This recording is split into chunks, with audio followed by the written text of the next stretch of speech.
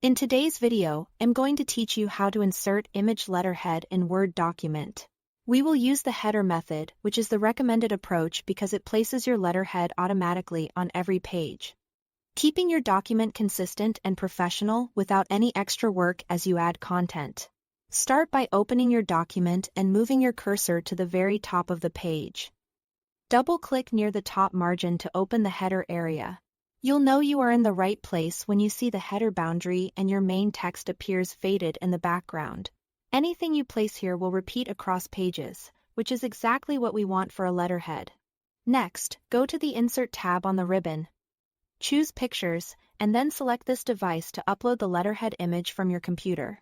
Pick the file you use for your branding, ideally a high-fi resolution image, so lines and logos stay crisp when printed. Once the image is inserted, click on it to reveal the Picture Format tab. With the image selected, open Wrap Text and choose Behind Text. This is important. Setting the letterhead behind text ensures your body copy won't get pushed around by the image. Your content will flow as normal while the letterhead stays fixed in the header. Now, still on the Picture Format tab, adjust the size of the image. Change both the height and width scale to 100%. This uses the image at its intended size so it can span the width of the page as designed. If your letterhead was created to run across the top edge, 100% will keep it sharp and proportional without distortion.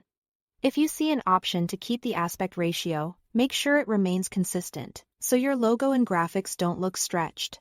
Let's align the image so it lands exactly where you need it. In Picture Format, use the alignment options to position the image horizontally to the left or to the center, depending on your design, and vertically to the top relative to the page.